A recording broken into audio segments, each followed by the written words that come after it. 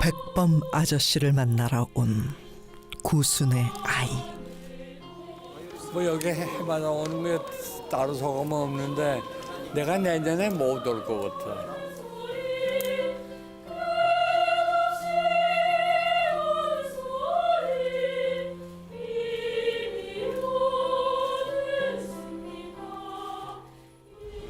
그 사회 그 남경에 가끔 그대로 있어. 아, 예.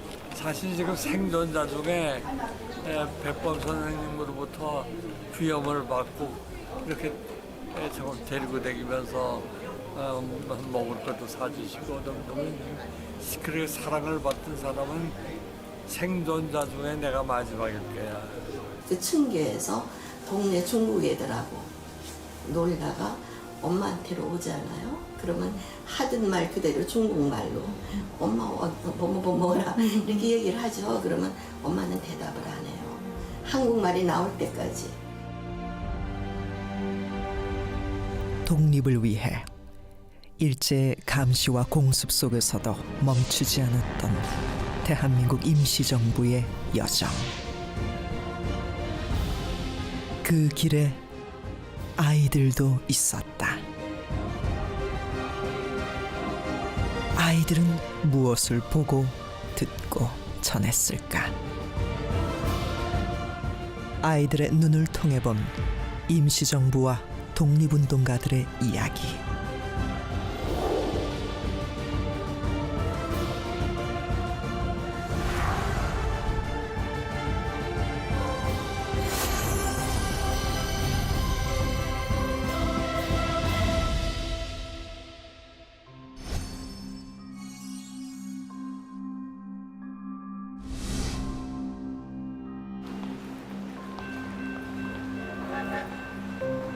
열한 살에 동갑내기와 결혼했던 양반댁 어린 며느리 정정화. 21살 여인이 되어 쉽지 않은 길을 떠난다. 스스로 선택한 길. 이제 막 기차에 오른 저분이 제 어머니세요. 상해로 간 할아버지 아버지를 찾아가신 길입니다. 저는 태어나기도 전의 일이에요. 찬바람이 쌩쌩 불던 겨울날이었다고 합니다. 어머니는 그때 아셨을까요? 임시정부의 안살림도 챙기게 될 거라는 걸. 집으로 돌아오는데 25년 넘는 시간이 걸린다는 걸요. 독립운동을 남자만 한 것이 아니라 안에서도 독립운동을 충분히 할 수 있지 않습니까?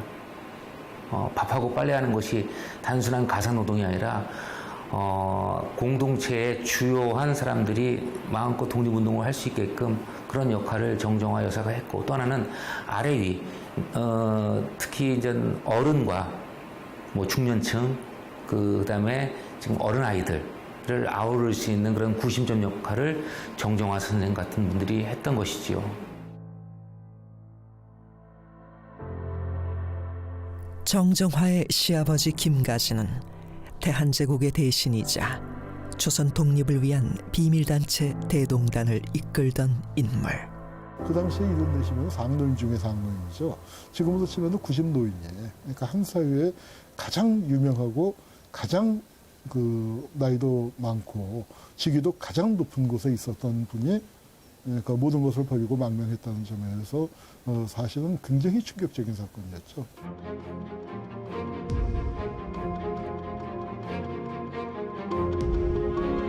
임시정부 일에 모두 뛰어든 가족. 그 품에서 태어난 아이는 어떤 일들을 마주했을까?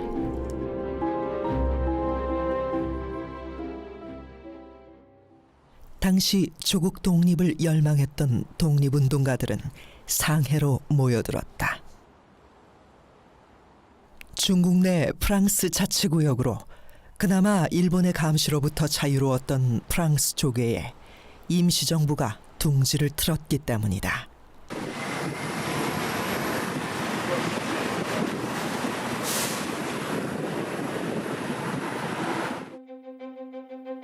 1919년 3.1운동이 일어난 지 불과 한 달여 뒤인 4월 11일.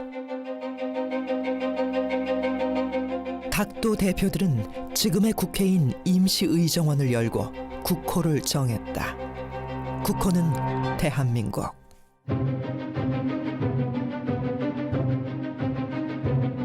황제가 뺏긴 주권을 국민의 이름으로 찾아 다시 세운 것이다.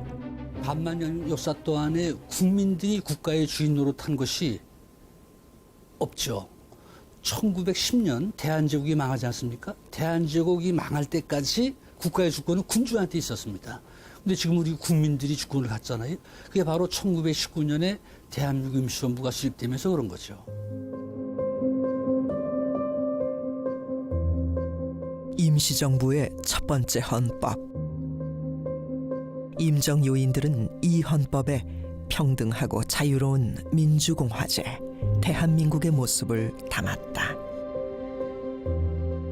임정이 민주주의, 자유, 평화, 인류 평화 이런 형태의 어떤 그 세계사와 공유할 수 있는 그런 비전을 제시했다는 것이 상당히 중요하다.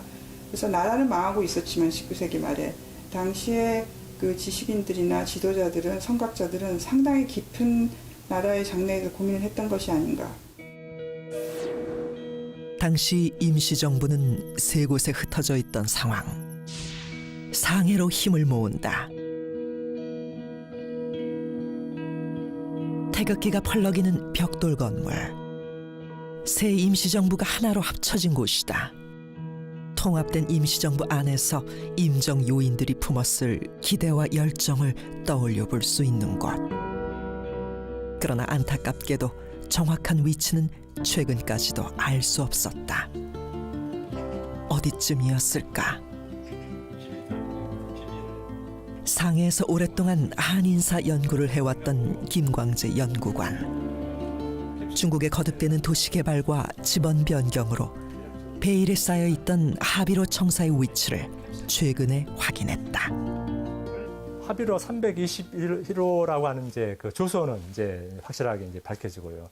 그거를 지도상에서 확인할 수 있는 이제 정밀한 그 지적도에 가까운 그런 지적도가 이제 그 아직까지 이제 저희들이 활용할 수 있었던 게 이제 없었습니다. 그러던 차에 이제 최근에 와서 그 중국 상해에서 이제 현지 연구를 하는 그런 지인을 통해서 지적도를 확보를 하고 그 지적도 상에서 그 위치를 확인하고 다시 그 현재 그 위치하고 연결시켜서 확인해서 이제 비로소 그 오늘날의 이제 위치를 이제 확인할 수가 있었습니다. 바로 이곳이다. 지금은 패션 브랜드 매장이 들어서 있다. 그 임시정부 청사가 있었던 그 공간은 제가 생각하기에는 전략적으로 대단한 이제 장소가 아닌가 생각을 합니다. 그 주위에 그 중국 혁명가들이 이제 많이 살고 있었고, 그리고 서양 외교관들의 그 저택도 있었고 해서 임시정부가 그 외교 독립운동을 전개해 나가는 데 있어서는 그 중국 혁명가들, 서양 외교관들의 도움을 받을 수 있는 전략적으로 매우 중요한 그런 지점이 아닌가 생각을 하게 됐습니다. 20世纪上半季有很多都是殖民地，就是很多国家呢都在展开独立运动，但是呢真正的有一个政府来领导独立运动的话，来领导独立运动可能只有韩国。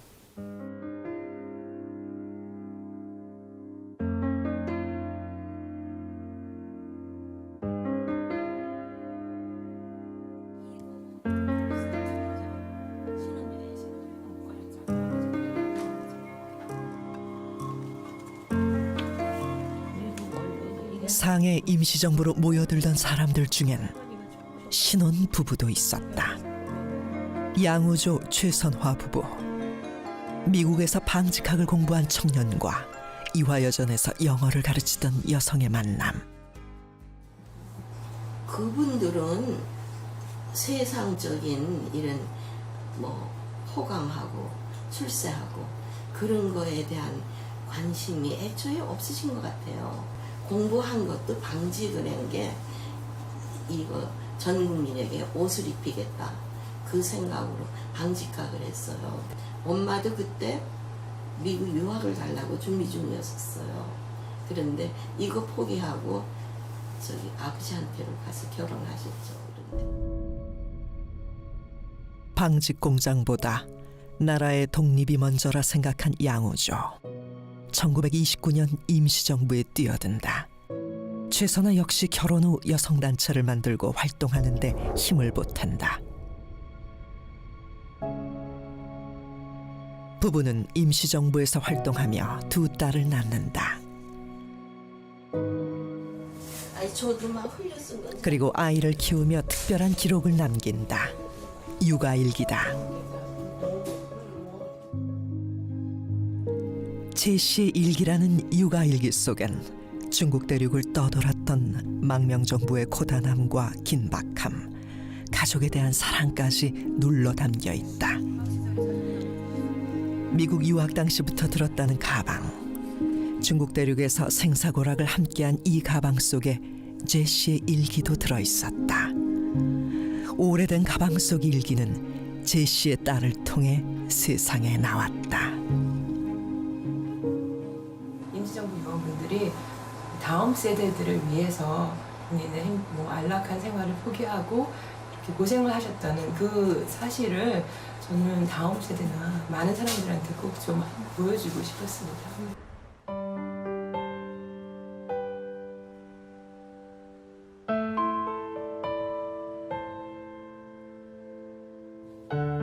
일기는 만화로도 만들어졌다.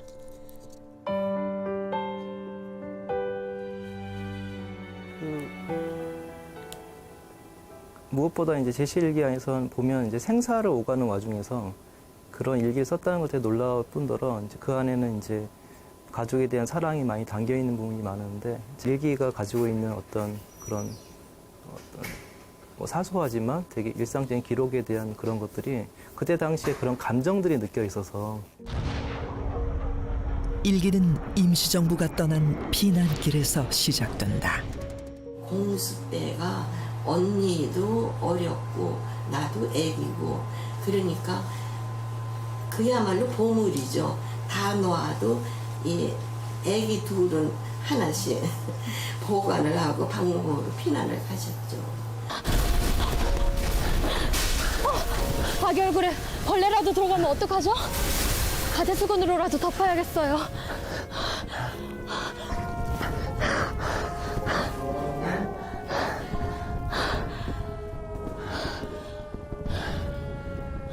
지나갔나 봐. 맑은 날이면 어김없이 공습이 시작되네요. 불쌍한 우리 아기. 태어난 지 보름도 채 안 됐는데 고생을 참 많이 하네요. 제시, 요즘도 참 잘 자네요. 그러게 말이에요. 그러잖아, 이 대나무 광주리가 큰 역할을 하는 것 같지 않소? 이 열대지방이라 안고 다니기 힘들어서 만들었는데 뛸 때 아주 제격이요.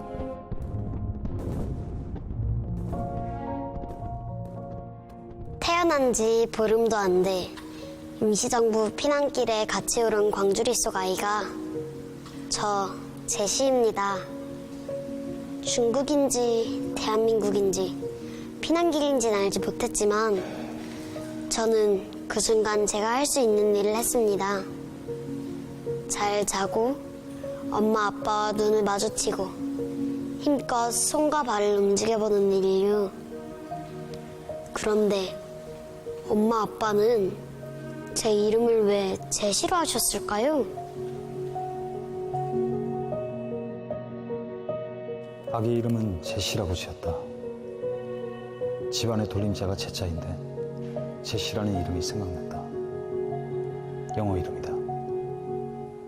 조국을 떠나 중국에서 태어난 아기. 그 아기가 자랐을 때는 우리나라가 세계 속에서 당당하게 제 몫을 하기를 바라는 마음으로 우리 아기 또한 세계 여러 나라 사람들 사이에서 능력 있는 한국인으로 활약하는 데 불편함이 없도록 지었다. 세상에 나온 걸 축하한다. 우리 제시.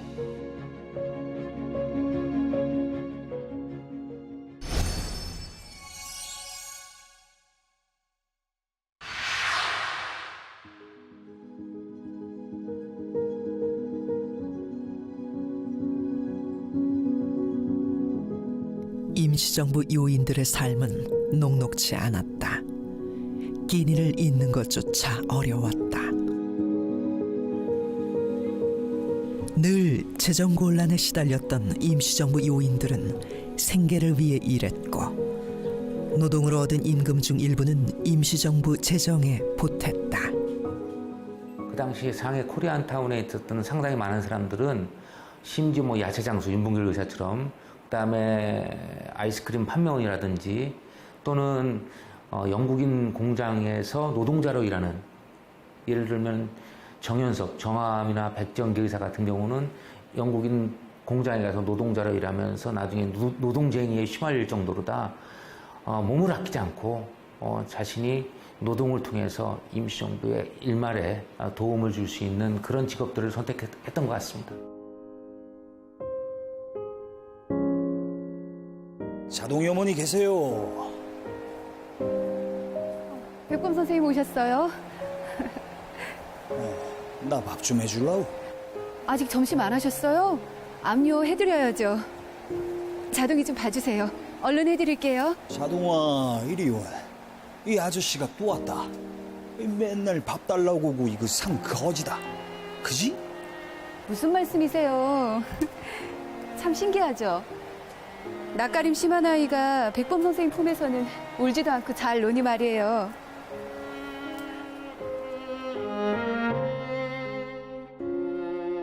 돈이 조금이라도 생기면 임시정부에 살림 비용을 내고 무기를 장만하느라 백범 아저씨는 늘 배고프셨대요.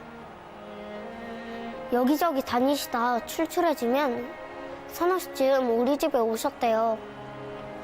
밥을 지어드리면 어찌나 달게 드시는지.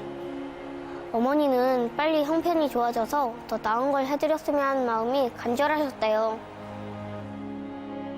지금 대한민국이라는 공무원들은 국가가 안정적으로 월급도 주고 세수에 의해서 그게 다 분배되지 않습니까? 각 기관마다. 하지만 대한민국 임시정부는 말 그대로 영토가 없고 국민이 없었어요. 그래서 우리가 이제 대한민국이지만 임시라는 용어를 쓴 건데, 그럼에도 불구하고 각자 구성원들은 그 정부를 지키기 위해서 명망 있는 독립운동가들도 생활전선에 투입이 돼서 임시정부를 지탱하는 자금을 제공했던 것이지요.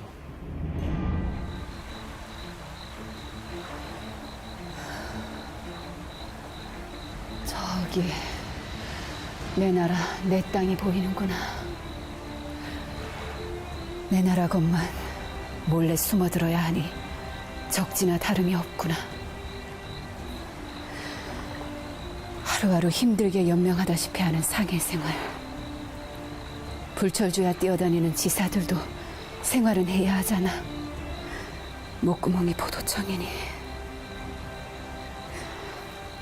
머리 내밀고 팔다리 내놓을 만한 누더기 한 자락이라도 입으려면 나라도 가야 해.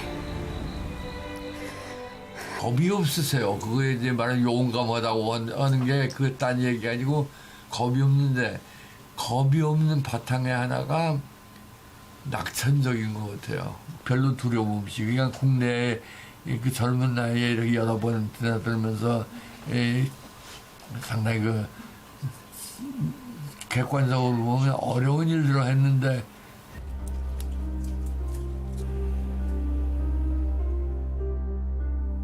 임시정부의 활동은 순탄치 않았다.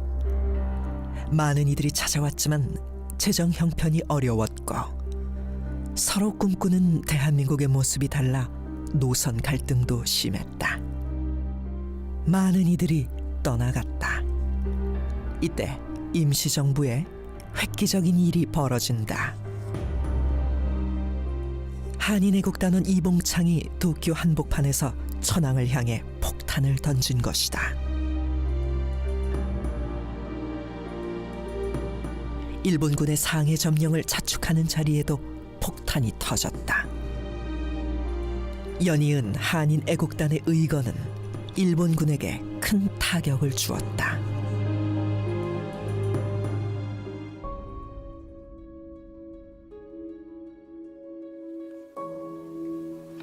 선생님 오셨어요? 네. 그 술이랑 호에 좀 사다 주겠어. 네.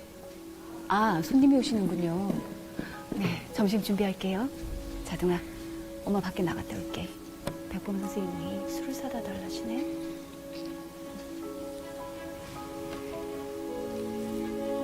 평소 술을 입에 잘 대지 않는 백범의 진중한 부탁. 정정화는 의아했다. 어머니 말씀이 집 밖으로 나오니 거리가 술렁술렁했다고 합니다. 아니나 다를까 신문 호해가 돌고 있었대요. 일본군 총사령관 시라카와를 사망에 이르게 한 한인애국단의 비밀 계획은 이렇게 세상에 알려졌다.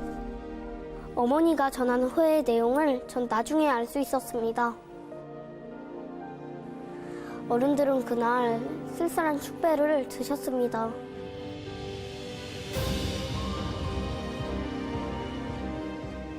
윤봉길 의사의 의거는 그런 엄청난 쾌거입니다. 시라카와라고 하는 사람은 일본 육군의 상징 같은 존재입니다. 그래서 일본 육군 대장을 하고 또 육군 대장까지 지냈다가 2편을 해서 일본의 그 국방부 장관도 하고. 한인애국단은 어디에서 비밀 임무를 준비했을까? 거사전 사진을 찍었던 장소가 최근 밝혀졌다. 다양한 장소가 거론됐지만 정확한 장소가 최근에 확인된 것이다. 지금은 재개발로 건물이 헐리고 도로가 된 곳. 你看它这个墙啊，这个的是对着这个的，看到了吧？哦，这个建筑呢，在韩国历史上呢是具有非常重要的历史地位。李凤昌是在这儿宣誓的，尹凤吉是在这儿宣誓的。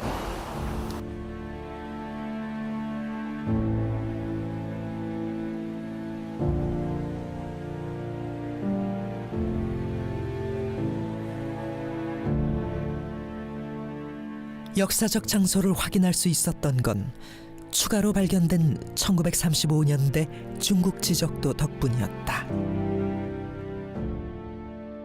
韩日爱国团跟主要成员通信的时候，出现一个共同的地址，就是法租界那个叫贝列路新天祥里20号。我们通过翻阅以前的报纸。 翻阅以前的文献资料，就发现了新田祥里就后来的恒庆里，新田祥里20号就是恒庆里20号。 중국의 온갖 신문들이 그 두 이거를 대서특필하고 그랬습니다. 그리고 이제 중국 국민당 정부에서도 한국 사람들이 큰 일을 할 수 있는 사람들이죠. 중국 사람들이 하지 못하는 큰 일을 할 수 있는 것이죠. 그래서 중국 쪽에서도 한국 사람들을 좀 도와주면 항일전에 상당히 유용하겠다. 그래서 이제 중국 정부에서 그때부터 임시정부에 대해서 지원을 하기 시작했습니다. 그 지원이 중국 정부의 지원이 대한민국 임시정부가 중국에서 활동할 수 있었던 그런 주요한 기반이 됐던 거죠.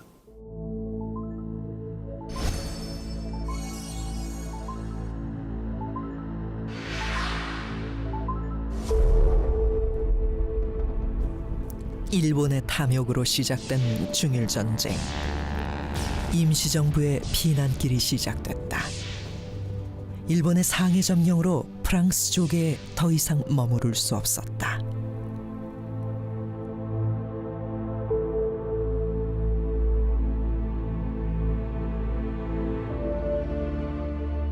상해를 떠나 김구 아저씨와 저희 가족이 도착한 곳은 가흥이었습니다. 백범 아저씨에겐 엄청난 현상금이 걸려 있었습니다. 중국의 혁명가 저보성의 가족들이 자신들의 집을 내주었습니다. 우리를 일본에 대항해 함께 싸우는 동지라고 생각한 게 아니었을까요?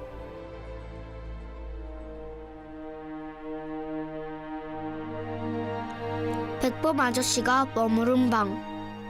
아저씨가 잘 숨어 있을 수 있게 개조한 방입니다.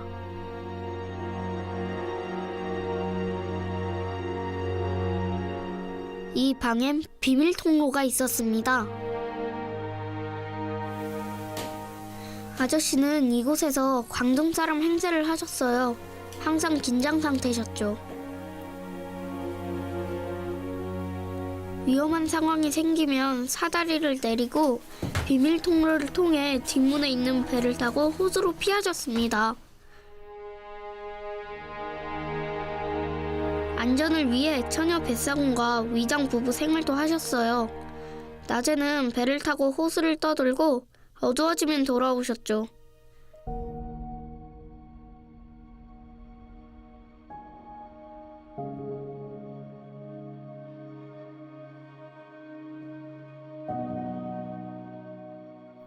저희가 살던 집은 백범 아저씨 집에서 좀 떨어진 곳이었습니다. 가족별로 방에서 생활했어요.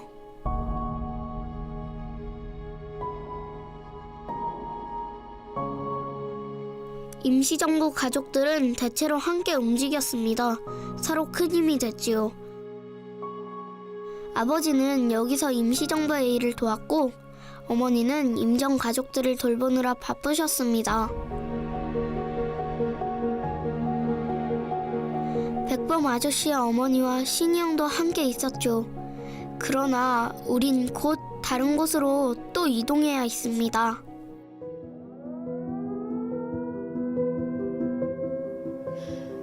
정착하나 싶으면 일본군이 금세 밀고 들어오네요. 피난길에 당신과 우리 아기가 참 고생이 많소. 그래도 우리는 임시정부의 도움을 받아 그나마 나은 편이에요.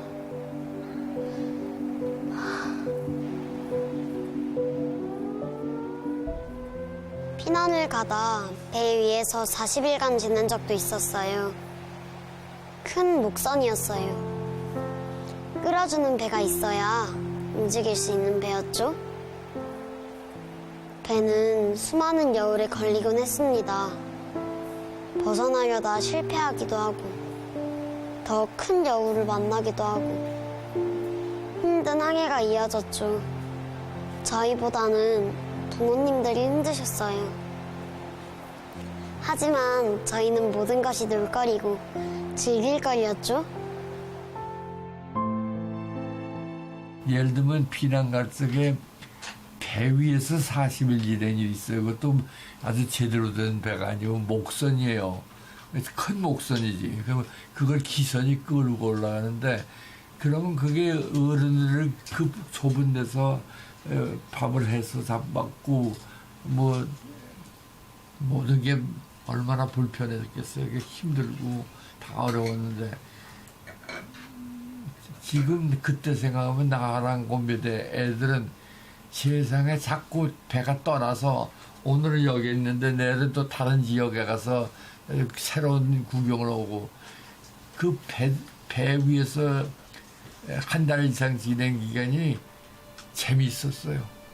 그냥 애들하고 어른하고 이게 다르죠. 고생하는 사람은 어른이고 애들은 그 배 위에서도 숨바꼭질도 하고 배가 넓고 크니까 거기서 뭐 뛰어놀고. 멀고 먼 수륙 여행을 마치고 목적지에 거의 다 왔다는 것을 아는지 제시도 큰 웃음을 치며 잘 놀고 있다. 이 순간 모두의 마음속에 바라는 것은 하나일 것이다. 나의 조국, 조선을 당당하게 우리 손으로 찾아내는 것. 어거지 같은 일본의 강점에서 고향을 되찾아 자랑스레 고향에서 살아가는 것이다. 당연하지만 당연하지 않게 된 일. 조국에서 살기 위해 먼 타국을 전전하면서도 그 소망과 과제가 있기에 우리는 고개를 들고 산다.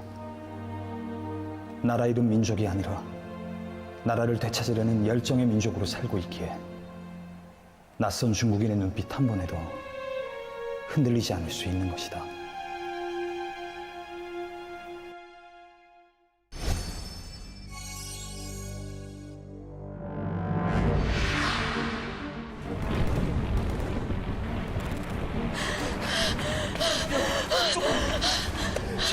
저희도 좀 들어가겠습니다. 자리가 없다고요? 여보, 저쪽으로 가요.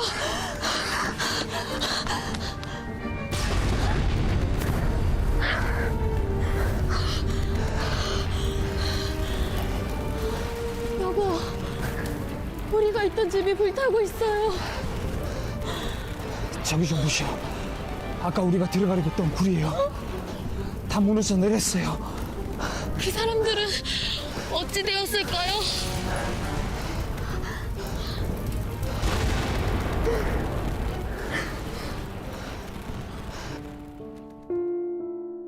전쟁 중에 만나는 햇빛은 공습의 신호. 생사의 갈림길에서 부모의 고민은 깊어진다. 제시야, 이 시간은 이 땅에서 아버지가 내게 해줄 수 있는 것은 무엇일까? 한치 앞을 알 수 없는 가정이라는 보금자리에서 따뜻한 관심과 가슴으로 그저 널 지켜주는 것일까? 아니면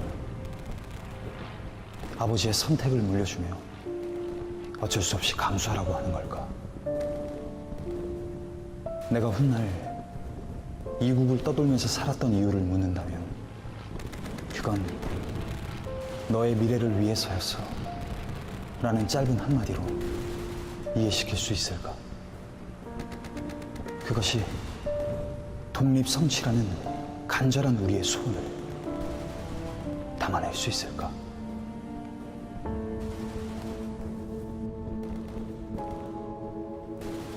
동굴이 위험하다며 산 주위 숲속 나무 밑에 은신하고 있던 피난민들은 외놈이 저공비행으로 기관총을 쏘아대 그날 거의 다 죽었다고 합니다. 부모님은 탄탄대로인 미래를 두고 왜 이 피난길을 선택하셨을까요? 아마도 독립된 나라에서 당당히 제 뜻 펼치고 살 수 있는 미래를 제게 주고 싶으셔서 그러셨겠죠? 그때 당시에 그 임시정부 요인도 어르신분 같은 경우는 자라나는 그 작은 아이들을 보면서 앞으로 이 아이들이 조국에 와서 어떻게 살아나가야 될지, 나라를 갖게 하고 주권을 가진 국가, 독립된 국가에서 제대로 성장할 수 있도록 우리는 무엇을 해야 될 것인가에 대한 생각들을 많이 하셨을 것 같아요. 뭐 아이를 키우는 것 자체가 아주 사소한 일이 아니라 오히려 독립운동을 생각을 가기 위한 어떤 큰 힘이 되지 않았을까라는 생각을 갖게 됩니다.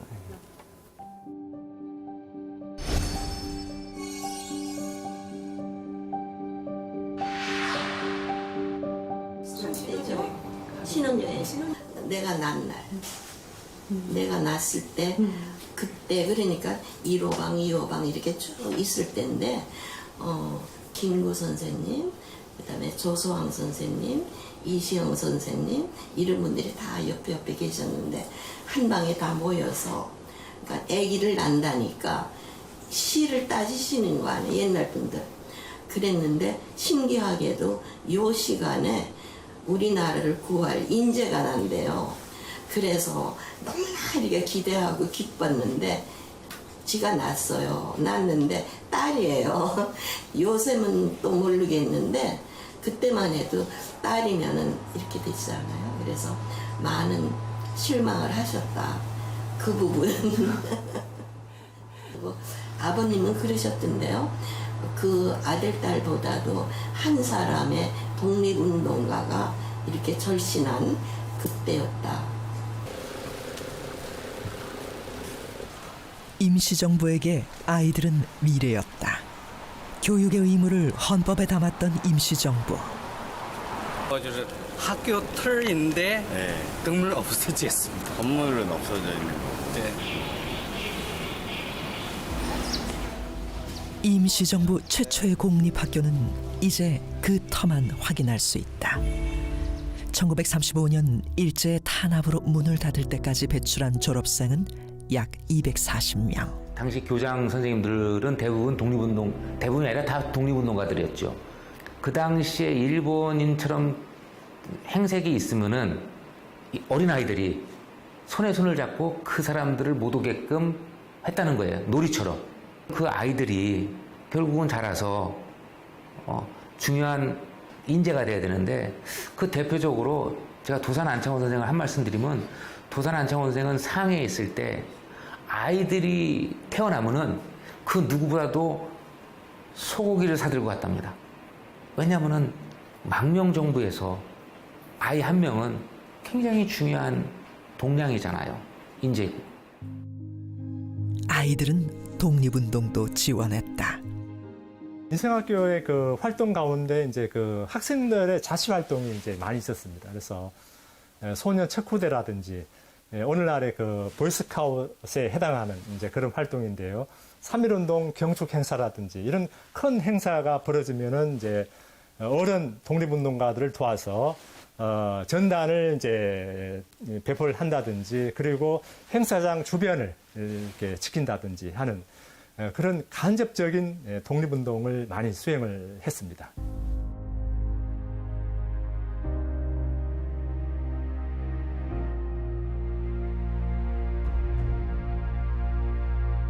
소년 척후단 활동을 했던 인성학교 졸업생 배준철의 일기. 독립된 조국을 향한 당시 학생들의 열망을 엿볼 수 있다. 배준철은 그래서 그 일기에 해마다 나는 1월 1일 날 우리 독립운동가들이 잠들어 있는 상해 정안사로 만국공매에 가서 누구보다도 먼저 그들한테 참배를 한다, 이렇게 이야기하고 있어요. 배준철이라는 사람은 아버지가 독립운동가도 아니고 그냥 할머니 따라서 이주했던 아주 지극히 평범한 식민지 조선의 청년이었어요. 그는 윤봉길 의거 당시 안창호에게 검거 위험을 알리러 달려갔던 소년이기도 하다. 그 당시에 임시정부가 떠나서도 이 학생들은 인성학교가 폐교된 후에도 각자 다른 학교에 있었지만은 민족적 정체성을 잃지 않고 그 뒤에 뭐 조선 의용대로 나간다든지 이렇게 나가는 학생들이 이 일기장에는 몇몇이 보여요. 중국 대륙을 떠돌았던 임시정부 아이들의 교육은 어머니들이 맡았다. 대답을 안 해요. 안 돌아다봐요. 그러다가 한국말을 하면 그때야 반응을 하셨어요. 그러니까 한국어를 잊어버릴까 봐 그러셨어요. 근데는 항상 그런 못된 것들이 있어요. 그래서 저거 나라도 없는 녀석. 그래서 중국에서 이제 나라 없는 노예라고요. 망국노라고 그러거든. 그 얘기만 들으면 제일 불이 나. 피난길이라 중국 학교를 전전하기도 했지만 우리말과 역사를 사랑하는 아이들로 자라났다.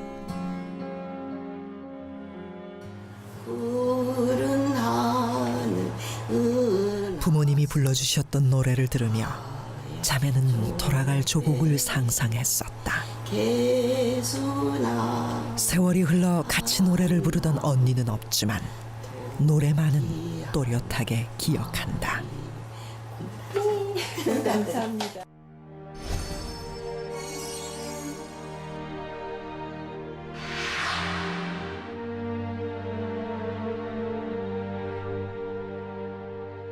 중경으로 지금 출발해야 해요. 두 아이를 돌보려면 힘들 텐데. 아빠 옆에서 자던 제시가 서운해하겠어요. 저희는 걱정 마시고 무사히 잘 다녀오세요.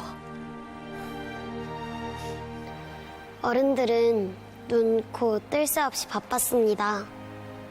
아버지는 중요한 역할을 맡아 자주 멀리 떠나셨습니다. 어머니들은 우리들을 모아 우리말과 역사를 가르쳐 주었습니다. 임시정부의 어르신들과 가족을 돌보는 일도 하셨습니다.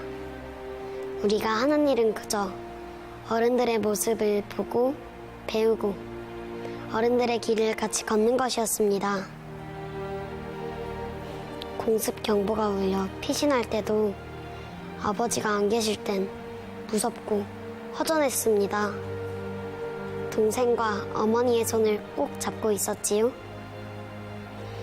가장 기쁠 땐 아버지가 돌아오셨을 때입니다. 맛있는 음식을 가져오셔서 그런 것만은 아닙니다. 돌아오신 거잖아요. 무사히. 제시야, 제니야. 아버지 왔다. 네.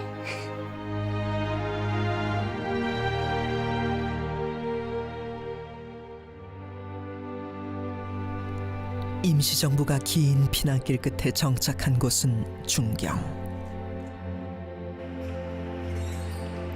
이소심도 1939년 중국 계림에서 태어나 임시정부를 따라 중경에 머물렀다. 독립운동가 아버지와 중국인 어머니 사이에서 태어난 또 한 명의 임시정부둥이.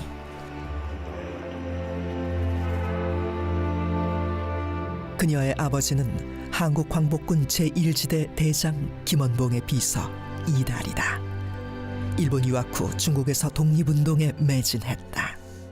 因为大韩民国临时政府到了重庆6年多的时间，我爸爸当时就在光复军一支队，是金若山大将军的秘书。他也当过什么资料室的主任啊，还有很多的职务吧。他最重要的时候在重庆是办了什么光复啊、朝鲜义勇队的队报，他写了很多很多的文章。他主要是学文学的。 但是他为了国家做了很多的贡献。 마침내 임시정부의 군대가 만들어졌다. 사실 독립운동의 가장 핵심은 군대를 편성해서 일본과 싸우는 것이죠. 독립운동은 그냥 마구잡이로 하는 것이 아니라 그 독립운동에도 전략이 있습니다. 독립운동의 핵심적인 전략은 우리 민족의 군대인 독립군을 양성했다가 이제 일본이 중국이나 러시아나 미국하고 전쟁을 할 때 우리는 중국, 러시아, 미국 이런 나라들하고 함께 일본하고 싸운다. 그래서 일본이 패망하면 우리는 연합국의 지위를 얻는다. 일본이 진주만을 습격하면서 태평양 전쟁을 일으키자 우리도 일본에 선전 보고를 했다. 그리고 일본과의 최후의 결전을 준비하고 있었다. 독립을 위한 외교적인 노력도 끈질기게 이어나갔다. 결국 일본의 패전 이후 연합국의 방침을 정하는 회담에서 한국의 자유 독립을 이끌어낸다. 在二次世界大战接近结束的时候，真的有可能。 就是美国在承认日本继续统治朝鲜半岛的前提下接受日本的投降，会有。但是呢，就是说临时政府，包括当时的独立运动指示，用他们的行动，就是告诉世人，就是我们不接受做殖民地的这种境遇，我们要独立。 这种独立呢，就是韩国人追求独立的这种信念呢，正是通过临时政府领导的独立运动呢，让全世界的人民都叫有深刻的印象。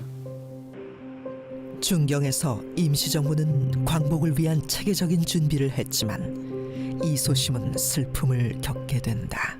那么我父亲也到重庆了，因为我重庆因为 当时的条件非常的艰苦，很多的革命志士都生病，我的父亲也得了严重的肺结核、肺病，他去世的很早，1943年的大概6月份就去世了，那个时候我才4、5岁，所以对我父亲的记忆不是太多，就记得我父亲啊，坐着那个用人抬的滑竿到市里看病。 중국인인 어머니는 광복 후 한국으로 돌아가지 못했고 얼마 후 세상을 떠난다. 이소심은 동생과 단 둘이 삶을 개척해야 했다. 이국 땅에서의 홀로 서기가 쉽지 않았지만 의사였던 어머니의 뒤를 따라 그녀도 의사가 됐다. 주변의 지지를 얻어 82년부터 10년간 준경시 시의원으로도 활동했다. 재개발로 사라질 뻔한 준경청사를 보존하는 데도 큰 역할을 할 수 있었다. 当时我是市议员，我就得到这个消息以后，哎呀，我心急如焚呐！中国政府说绝对不能拆呀，这是中韩人民友谊的见证。这个大韩民国临时政府是我们的法统政府，是我们韩国的根，所以报告了给引起了当时韩国政府的注意，韩国政府就派了丁相基先生作为韩国政府的代表到重庆来谈判。 임시정부는 이곳에서 새로운 대한민국의 미래를 그리고 있었다. 완전한 광복을 바탕으로 정치, 경제, 교육에서 평등한 세상. 그 날을 준비하고 있었다.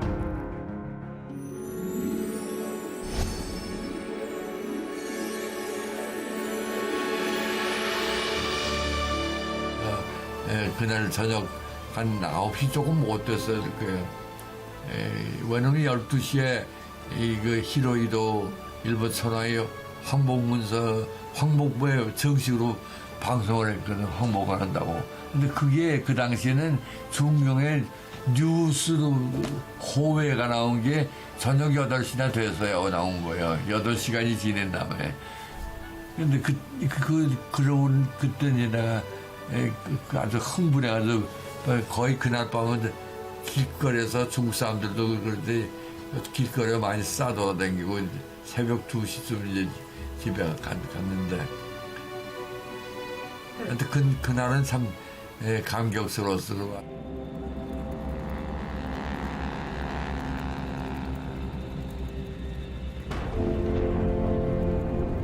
예상치 못했던 원폭 투하. 임시정부의 계획은 벽에 부딪혔다.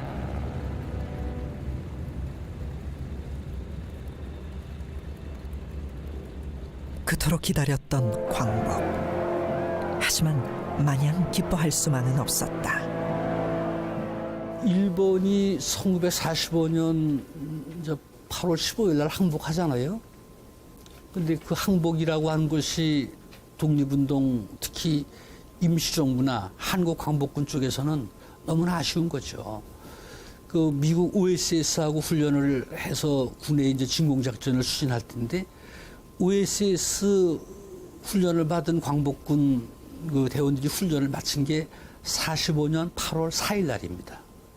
임시정부도 광복군도 일본이 항복한다고 하는 소식을 8월 10일 날 알았습니다. 그러니까 8월 4일 날 훈련을 마치고 8월 7일 날 도노바소자하고 만나서 국내 진입작전 하기로 다 합의도 해놨는데 8월 10일 날 일본이 항복한다고 하는 것이죠. 그러니까 임시정부나 광복군으로서는 일본이 항복한다고 하는 소식이 엄청나게 아쉬울 수밖에 없죠.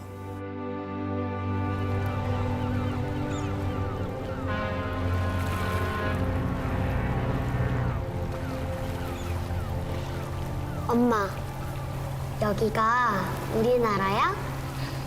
그래 얘들아, 여기가 우리나라란다. 우리나라의 산과 바다란다. 26년 만인가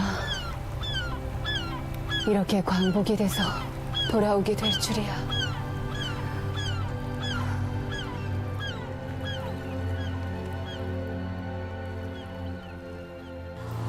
어느 지점에서 일본인들을 가득 실은 배가 이렇게 엇갈리게 됐나 봐요. 그러니까는 뭐 저도 언니도 뭐 일반 사람들도 다 이제 나와 있었을 거 아니에요. 그래서 우리가 그랬대요. 일본 사람도 사람같이 생겼네? 우리가 그랬대요. 딴 거 어려운 건 다 떠나서 우리 땅 밟았다는 게 즐거웠어요. 부산 상륙하는 것도 아주 굉장히 즐거웠고.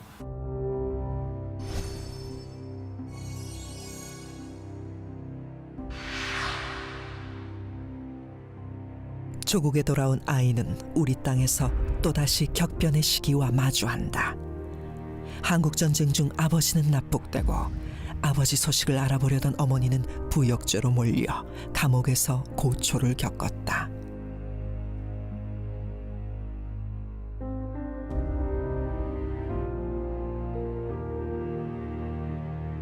대한민국 임시정부 기념사업회를 맡고 있는 김자동 회장. 자신이 보고 자란 임시정부의 뜻을 알리고자 2004년 설립했다.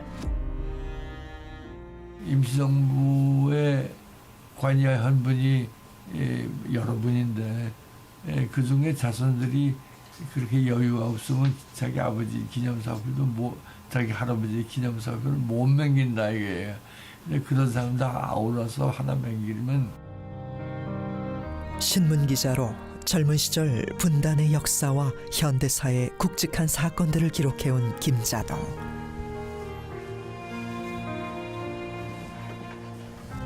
딸과 함께 임시정부 기념관 건립도 돕고 있다. 100주년을 앞두고 다양한 행사를 준비 중인 김자동의 딸 김선현. 임시정부를 기억하고자 하는 노력은 대를 이어 계속되고 있다. 우리한테 다시는 100년 기다려 올 수 있는 그런 굉장히 중요한 시기라고 생각하고요.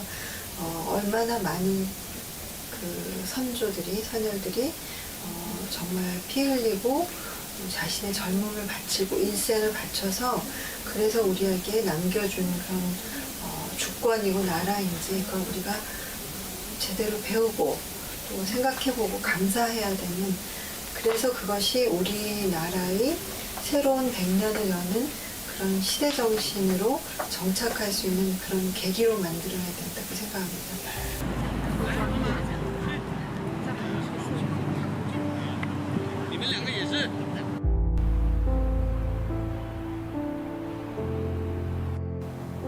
미국의 한 한인교회.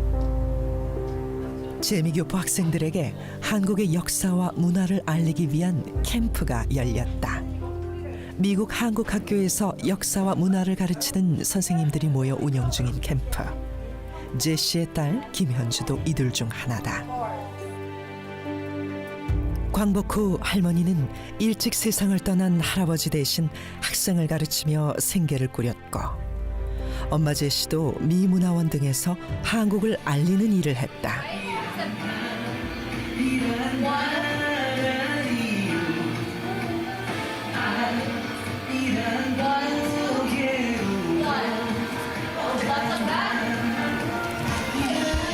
제시의 딸도 미국 사회에서 왜곡된 한국의 역사를 바로잡고 알리는 일을 하고 있다. 미국 사회에서 살아가는 한국 아이들이 자신의 뿌리를 잘 알고 세계인과 당당히 어우러져 살아갈 수 있도록 말이다. 제 나라 역사를 몰라 왜곡된 역사 교육에도 당당할 수 없었던 아이들을 보며 시작한 일. 10년 전 문제의 책을 미국 교과서에서 퇴출시킨 이후 그녀의 노력은 지금까지 계속되고 있다. 할머니를 통해서 제가 들은 거는 할아버지께서 흥사단을 하면서 굉장히 많이 그러니까 조국이나 이런 동포들에 대해서 생각을 하게 됐고, 도산 안창호 선생님하고도 굉장히 제일 존경하는 분이셨대요. 그래서 이름도 사실은 흥사단의 영어 이름이 YKA Young Korean Academy였거든요. 그래서 저희가 하나를 더 붙여서 Young Korean American Academy 그렇게 했어요. 그래서 할아버지가 보시면 좋아하시지 않을까 그런 생각을 합니다. 지금 대한민국 임시정부의 흔적은 점차 사라지고 있다.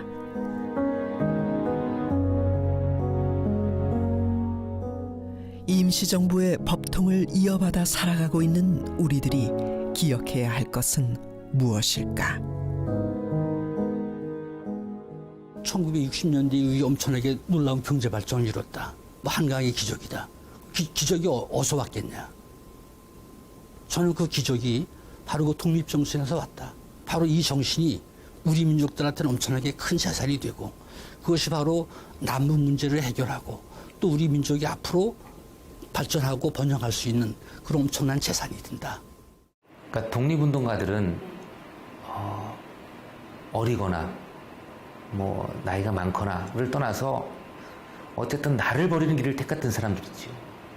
한둘이 아니라 수천 수만의 한국의 젊은이들은 나를 버리는 길을 택했는데 과연 지금의 대한민국은 그들에 대해서 합당한 대우를 해주고 있는지, 대한민국 임시정부 100년에는 그런 시스템을 보다 잘 만들어야 되지 않을까 싶습니다.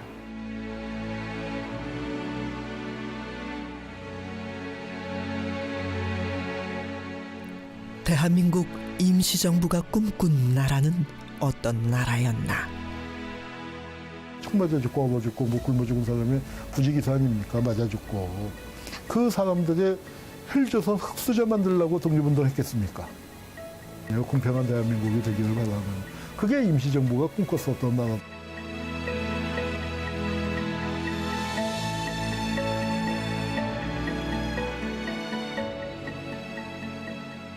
정정화 선생님이 꿈꾸셨던 나라, 어떤 나라였을까요?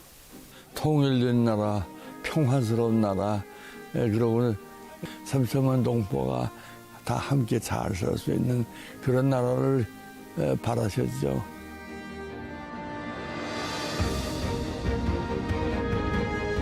대한민국 임시정부가 꿈꾼 나라로의 여정은 지금도 계속되고 있다. 그 길 위에 우리 모두가 서 있다.